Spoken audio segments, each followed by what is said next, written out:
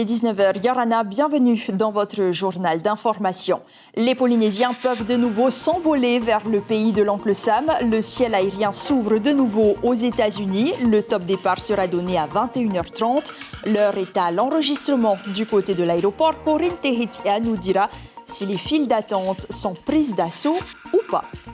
Et dans l'autre sens, ce sont 197 passagers qui débarqueront lundi matin. Ils devaient être plus nombreux, mais le protocole sanitaire imposé décourage les familles à se rendre en Polynésie. Conséquence, les hôtels enregistrent de nombreuses annulations. Pour en parler, Christophe Guardia, hôtelier et vice-président du Conseil des professionnels de l'hôtellerie. Et si les syndicalistes sont d'accord pour rouvrir les frontières aux visiteurs, ils appellent tout de même à la vigilance et à la prudence. Édouard Fritsch rassure, la protection sanitaire de la population doit rester une priorité. Enfin, il y aura du sport dans ce journal. Le triathlon des entreprises a rassemblé plus de 100 participants. C'est une équipe au top qui remporte cette 30e édition. C'est officiel, un avion d'Air Tahiti Nui s'envolera dans moins de 3 heures, direction Los Angeles aux États-Unis après une pause de 3 mois. Une reprise partielle du trafic international ouvert uniquement à ceux qui présentent un test négatif réalisé 72 heures avant le départ, vaccinés ou non. Nous allons sans plus attendre à l'aéroport de FAA rejoindre Corinne Tehetia et Marcel Bonneau. Corinne, dites-nous si les voyageurs locaux sont nombreux à embarquer ce soir. Bonsoir Ayata. Alors ce soir, il n'y a pas de grand monde, comme vous pouvez le voir derrière moi.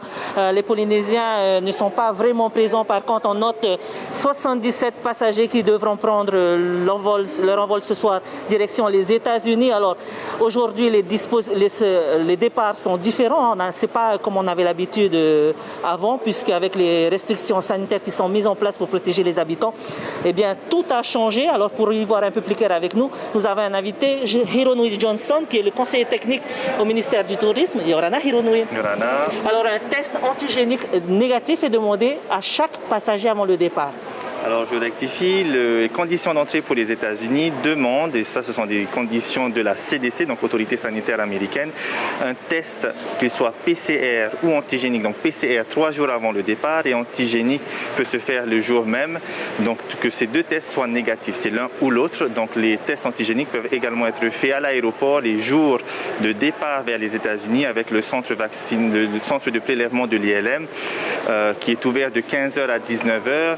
Pour les tests PCR, il s'est facturé à 17 100 et pour les tests antigéniques à 5 700 francs. Autre question, Hironui, concernant les motifs impérieux qui sont demandés aux passagers. Comment est-ce que ça se passe pour celles et ceux qui n'auront pas eu le temps de le faire avant de partir? Donc, en effet, nouveauté pour cette année, il faut faire la demande de motifs impérieux pour sortir du territoire polynésien. Et cette demande se fait sur le site du Haut-Commissariat, donc le site de Mes démarches simplifiées.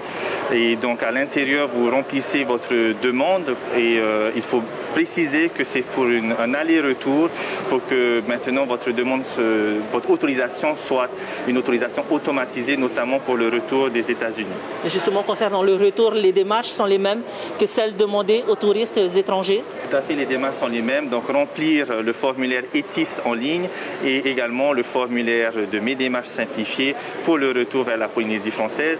Les conditions d'entrée, le dispositif est le même, que vous soyez immunisé, vacciné, donc c'est un test à l'arrivée, un test antigénique à l'arrivée, un autotest, un kit d'autoprélèvement vous sera remis et ensuite, si vous n'êtes ni l'un ni l'autre, vous serez en quarantaine avec un troisième test au bout de 8 jours. Merci beaucoup Hironui pour toutes ces précisions. Donc voilà, Ayata, ce que l'on peut dire ici pour ce premier départ des Polynésiens en direction les États-Unis. Les premiers touristes américains arriveront quant à eux lundi matin dès 5 heures. Merci beaucoup, Corinne Tehetia. 77 passagers seulement donc pour ce premier vol à destination des États-Unis. L'avion sera de retour lundi matin, effectivement, avec à son bord 197 passagers. Les premiers visiteurs américains, donc, leur retour au Fénois réjouit en partie les acteurs du tourisme car le protocole sanitaire imposé par les autorités on a freiné plus d'un. Des familles, notamment pour qui les restrictions sont jugées trop lourdes. Alors, leur séjour, ils ont préféré le repousser. Les détails avec Corinne Tehetia, la Itemauri et Marcel Bonneau. c'est la délivrance pour les hôteliers de Bora Bora. Après plusieurs semaines de disette, les établissements reprennent du service.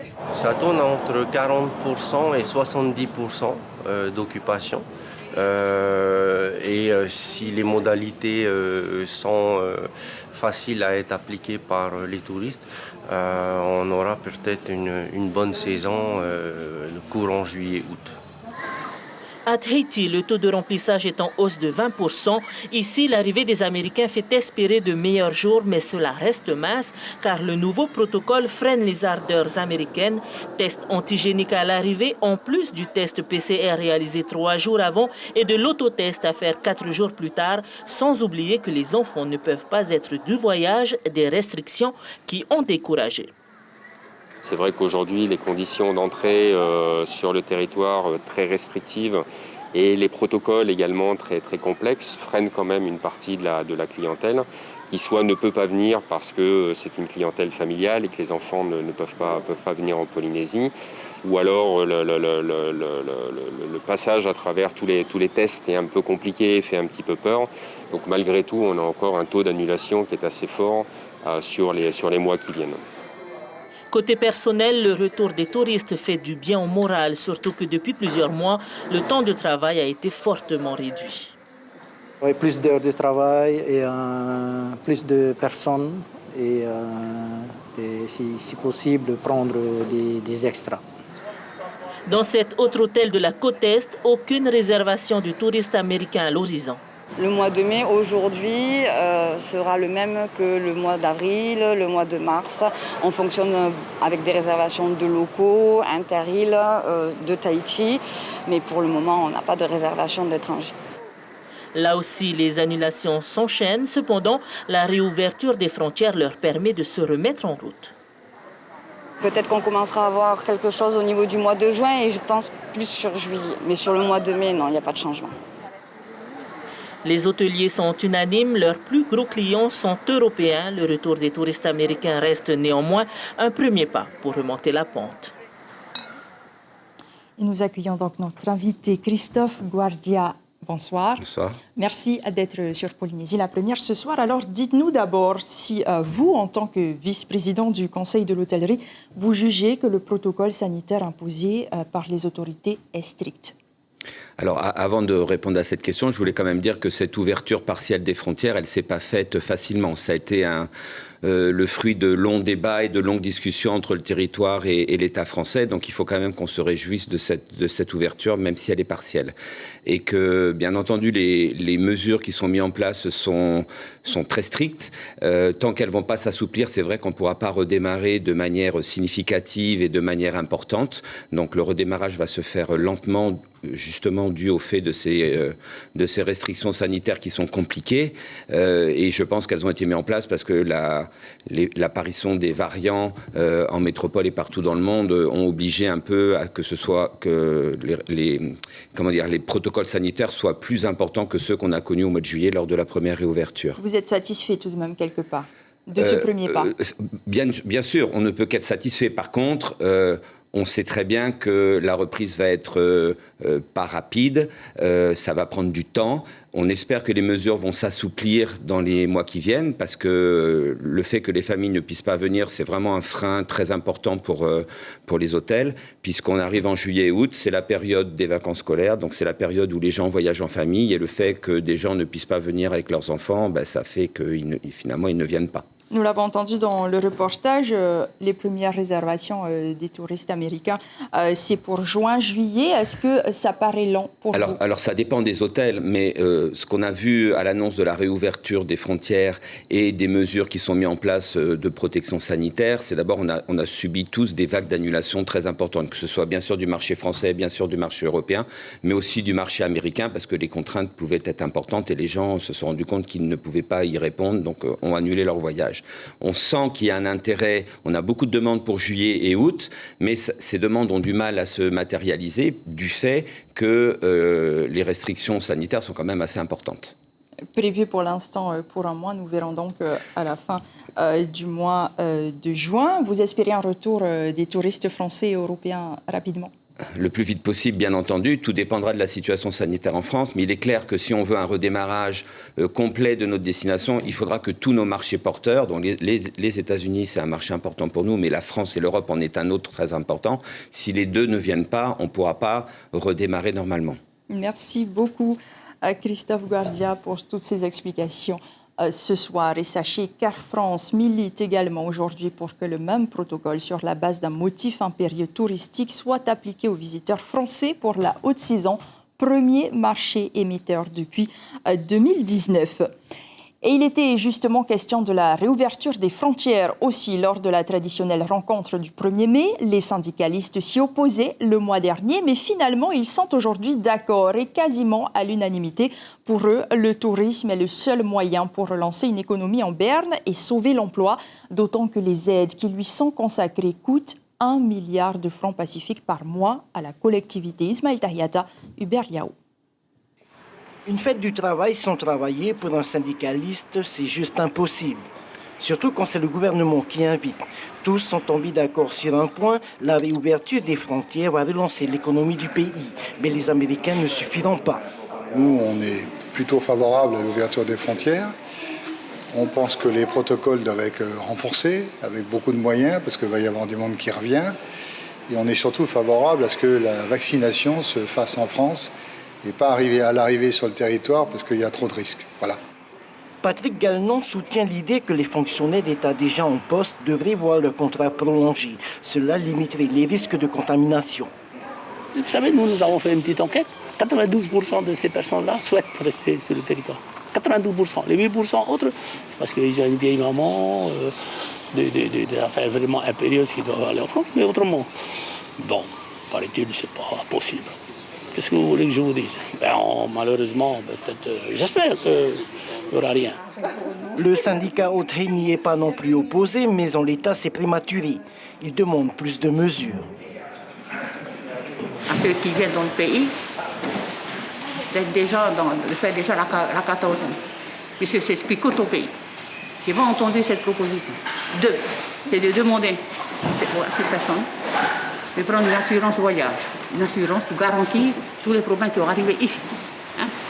Et troisième chose, il faudrait que toutes les personnes qui vont être atteintes de Covid, des variants, il faudrait qu'il y ait un lieu dédié pour soigner ces personnes-là et non pas les emmener à l'hôpital pour contaminer toute la population. Bien évidemment, il nous appelle à la vigilance, on le comprend bien sûr, et le président l'a répété. Bien évidemment, la protection sanitaire de la population est une priorité et la réouverture des frontières, c'est-à-dire la relance de notre économie aujourd'hui, est aussi une nécessité. Un premier vol en provenance de Paris arrive ce soir et lundi matin à 5 h, les premiers Américains.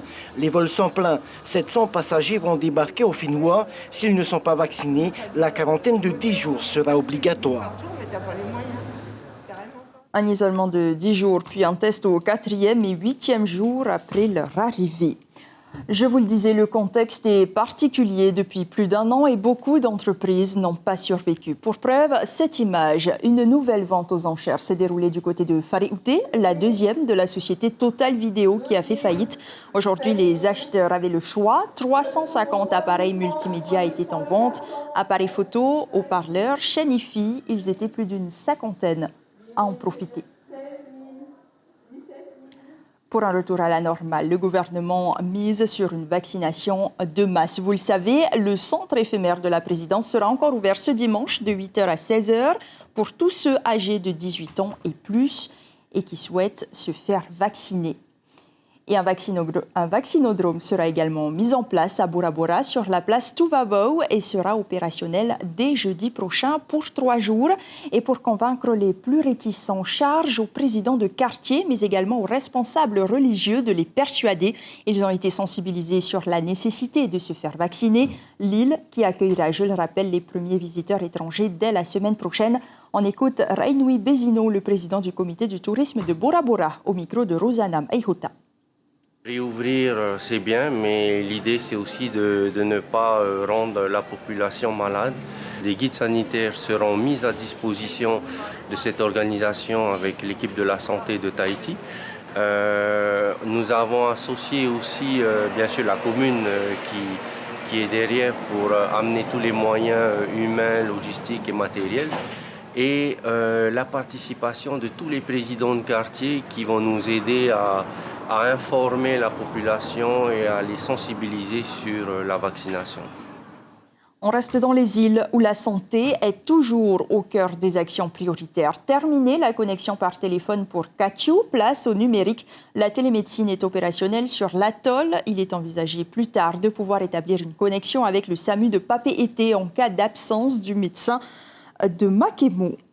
Et puisque le sport, c'est aussi la santé, 115 équipes ont donné toute leur énergie pour briller au triathlon des entreprises, le 30e du nom. Il faut dire qu'après un an d'arrêt, les participants étaient très en forme. Une course relais de course à pied, vélo et natation, résumée par Mélissa Chang et Sandroli. Tip top, ils portent bien leur nom puisqu'ils sont les vainqueurs catégorie hommes de la 30e édition du triathlon des entreprises par équipe de 3. On voulait mettre le maximum d'équipes en entreprise, donc on en a fait 5 en tout. Et l'objectif, c'était vraiment de s'amuser et de le faire entre collègues, et justement pour avoir un esprit de cohésion un peu mieux dans l'entreprise. Voilà, c'est ça que je retiens moi du tri entreprise. C'est super pour partager des bons moments en entreprise entre collègues. Déjà un an qu'ils attendaient qu'on lâche les brides, 5 km à pied, ça use. Le temps est donné à proximité du complexe sportif Boris Léontiev de Haroué, entièrement aménagé pour cette compétition. Dans cette porte ouverte aux entreprises, aux uniformes et aux établissements scolaires, pas de démarquage particulier aux avant-postes. Les coureurs sont au coude à coude tout le long du parcours. J'ai géré ma course. Et le deuxième, là, on a fait la course quasiment tout le long ensemble. C'est quelqu'un qui connaît bien la région. J'ai senti que ça allait être compliqué. Bon, avec un petit peu de chance sur la fin, là, j'arrive à le décrocher un peu, mais sinon, super course. Là, ça fait plaisir de remettre un dossard. Tous les cyclistes ont transformé leur VTT en cheval de course sur 15 km de bitume plat avant le dernier relais dans l'eau. Entre brasses et crawl, les nageurs s'expriment sur 500 mètres. Le trio Air Tahiti Nui s'octroie la première place du scratch féminin au classement général. Les jeunes du lycée Diadème, deuxième en équipe mixte, ont réussi à se démarquer par leur ténacité. Fiers de nous parce qu'au début, on n'était pas censé participer. Et au final, au dernier moment, on a fait une équipe un peu à l'arrache. Mais on s'en est bien sorti. On avait un très bon course à pied. Il a réussi à nous monter à la 3e place. Et puis en vélo, j'ai essayé d'assurer, même s'il y avait de très gros rouleurs comme Cédric Van et compagnie. Et ensuite, il y a la fameuse nageuse qui a réussi à assurer. Plus de 300 athlètes se sont investis, corps et âme, au nom de leur société durant cette matinée sportive. Et les exposants du salon Made in Fénois font le plein aussi à Touata. Le salon a du succès. Ouvert depuis jeudi, les artisans sont heureux. Leurs produits ont séduit beaucoup d'acheteurs et cela malgré la crise. Pour beaucoup, cet événement représente un enjeu énorme en termes de chiffre d'affaires et de visibilité. Mais pour Mariva Losamkiou, exposante, il n'y a pas de secret. Un bon produit trouvera toujours un acheteur. Elle le dit à Ismaël Tahiata et Hubert Yao. Tout le monde est intéressé par la vanille quand elle est bien préparée, tu vois, parce que rien qu'au parfum, ça attire la clientèle. Mais bon, moi je dis que si on prépare un bon produit, on arrive à vendre. Voilà. Même en ce temps de crise, parce que c'est très difficile, pendant un an, on n'a presque pas travaillé. Ça fait carrément du bien parce que là, on a eu le temps de créer, mais aujourd'hui, il faut qu'on fasse des ventes pour pouvoir continuer. Les clients sont super sympas, ils adorent les produits. Franchement, on a d'excellents retours. Et du côté des fleuristes, pas de succès fou en ce 1er mai. Cette année encore, la fête du travail ne renoue pas avec la tradition. Faute d'avion, le muguet, la petite fleur aux clochettes blanches, n'a pas pu leur redonner le sourire. Ils ont cependant trouvé une jolie alternative pour attirer la clientèle à la recherche du symbole porte-bonheur, la fleur de Bethléem. Patrice Jambon, un fleuriste de Papeete, nous en dit plus au micro de Marcel Bonou. Muguet cette année parce que les avions, c'est pas tombé à une bonne période. Et donc le prochain avion, c'est que le 5 mai, arrivage le 5 mai. Et le 5 mai, c'est après le 1er mai. Par contre, on a d'autres petites alternatives, comme par exemple l'étoile de Bethléem. C'est une petite fleur de printemps aussi. Alors, au lieu d'être en clochette, elle est en épi, mais elle est assez jolie et on peut faire des petites choses assez sympathiques. Enfin, on prend le large pour admirer un magnifique ballet de dauphins. Sous l'eau ou près de l'eau, profiter de ces mammifères est un instant unique qui attire toujours curieux ou passionnés. Théophane Teritoua sur les images de notre correspondant à Rongiroa, Belen Ferro. Dans la passe de Tipouta, ce rituel de cétacés angéliques exprimant le bonheur de leur vie communautaire comme une thérapie pour la plupart des visiteurs en quête de ressourcement. C'est pareil, c'est plus agréable de les voir sortir de l'eau, on les attend, on ne sait pas où ils arrivent. Donc on est toujours en train de surveiller la surface des vagues et de chercher le dauphin qui va faire monter à la surface et qui va faire des frissons. On est toujours content de les voir, ça procure une sensation de bien-être. Ce deck, c'est le QG de Pamela Carzon, avide de connaissances, qui a choisi son périmètre pour mieux observer les dauphins. On a souvent de très jeunes dauphins qui viennent surfer et sauter dans les vagues du Masterel avec des dauphins plus âgés. On pense qu'ils apprennent à développer leur habileté à s'adapter à un environnement changeant grâce à ces périodes d'exercice entre guillemets de socialisation. De pouvoir justement observer aussi des dauphins qu'on ne peut pas observer en plongée parce que ce sont des dauphins qui vont avoir tendance à rester à distance des activités sous-marines. Donc on a vraiment une idée globale et précise de qui est là et quand. Réputée pour la densité de sa faune sauvage et de tous ses mystères, la passe de Tipouta intrigue et attire les plongeurs du monde entier. C'est connu mondialement, la passe, elle est connue mondialement. Là, on ne voit pas beaucoup de bateaux de plongeurs, mais des fois il y a 5 bateaux, 6 bateaux de plongeurs en même temps. Aujourd'hui, la passe de Tipouta concentre à elle seule 50% des dauphins. C'est ainsi que s'achève ce journal. Nous retiendrons cette information pour ce samedi soir. Les avions redécollent vers les États-Unis après 3 mois de suspension. Mais pour l'instant, les Polynésiens restent prudents. Vous l'avez vu dans ce journal, nous étions en direct depuis l'aéroport de Fa'a. Seuls 77 passagers embarqueront à bord du premier vol vers Los Angeles ce soir. Les formalités administratives sont peut-être une des causes de cette réticence. Quoi qu'il en soit, 197 visiteurs américains sont attendus lundi matin. Mais avant, des passagers de métropole arrivent ce soir. Ils seront les premiers à devoir se soumettre au protocole sanitaire mis en place à l'aéroport. Le programme de votre soirée sur La Première, une série télévisée colombienne d'abord avec Bolivar. Elle sera suivie d'une autre série germano-luxembourgeoise, cette fois Bad Banks. Merci d'avoir suivi ce journal. Premières informations demain matin dès 6h30 en radio. Portez-vous bien. À demain. On se quitte en musique et en couleur sur ces images de la fleur de Bethléem qui a spécialement remplacé cette année le muguet. Et passe le temps et l'amour s'enfuit. Joli mois de mai, mamie est lointaine et le vent m'amène l'odeur des lilas dans le grand jardin. Tout seul je promène. Retrouvez ce programme en replay sur notre site internet.